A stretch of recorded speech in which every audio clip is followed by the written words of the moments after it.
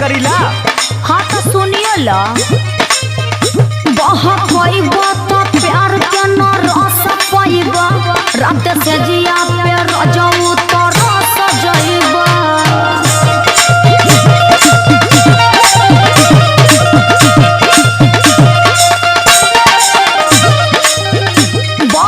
प्यार के न रस पाइबा रात से जिया पे रजऊ तो रस जाइबा हमारा से चली